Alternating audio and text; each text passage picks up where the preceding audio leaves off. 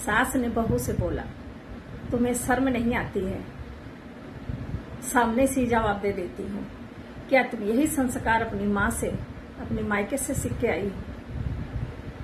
बहू ने कुछ सोचा और फिर झल्ला के अपनी सास से बोला कि मम्मी जी, शादी के 1 हफ्ते पहले जो आपने सामान की लिस्ट भेजी थी, उस लिस्ट में कहीं से कहीं तक संस्कार शब्द लिखा ही नहीं था। और उस लिस्ट को पूरी करने में मेरी माँ ने अपने गहने बेच दिए और पिता ने अपनी जमीन गिरवी रख दी और भाई ने अपने अरमान को चल दिया। उसके साथ साथ मैंने भी अपने संस्कार को वहीं गिरवी रख दिया, क्योंकि आपकी लिस्ट में संस्कार का नाम ही कहीं नहीं था।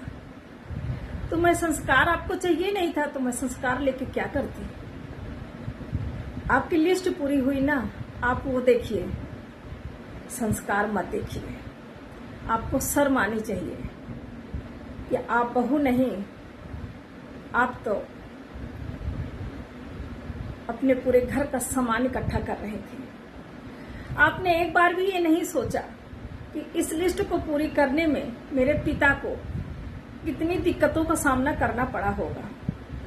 क्या मेरे पिता ने मेरे पालन पोषण में पैसे नहीं खर्चा किए?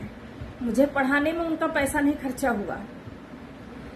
या मेरे लाड प्यार में कोई मेरे माँ बाप ने कमी कर दी थी जो आपने अपने बेटे में की थी?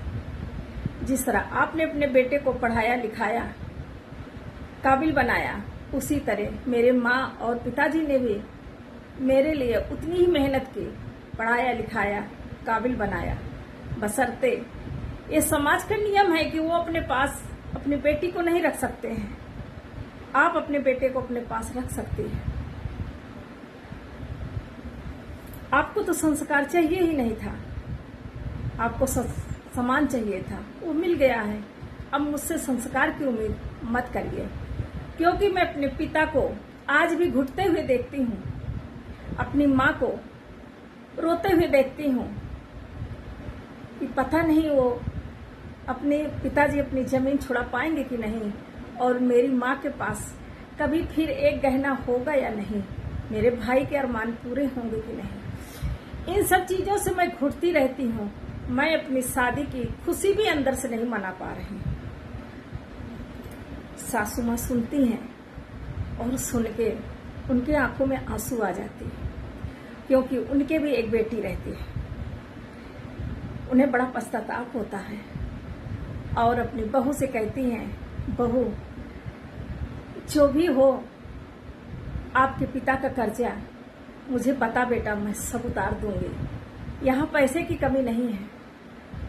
मैं वो कर्जा उतार के मैं तुझसे सिर्फ प्यार चाहती हूँ।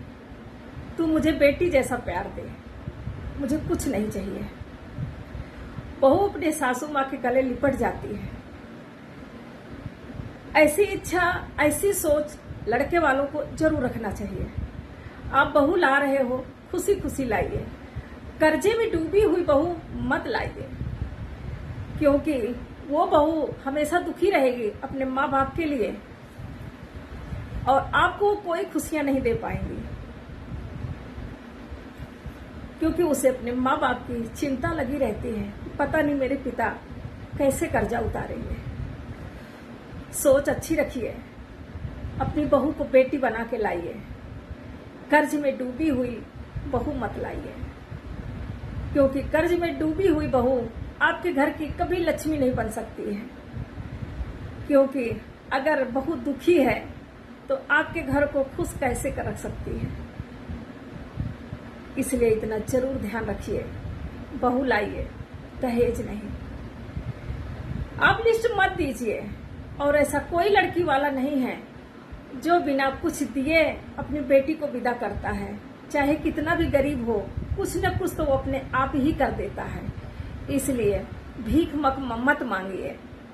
भीख मांगना है तो सिर्फ बहू के लिए मांगिए। एक अच्छी संस्कारी बहू चाहिए। धन का क्या है, आज है कल खत्म हो जाएगा। अगर लड़की आपके घर में अच्छी आ गई, लक्ष्मी रूप, तो आपके घर को स्वर्ग बना देगी, वही धन से भर देगी। अगर दुष्ट लड़की आ गई आपके घर में, तो आपके घर स्वर्ग जैसे घर को भी नर्क बना देगी। इसलिए अच्छी बहू, संस्कारी बहू की कामना कीजिए, धन की नहीं। अगर आप मेरी बात से सहमत हो तो लाइक, फॉलो, शेयर जरूर करिएगा। जय श्री राधे।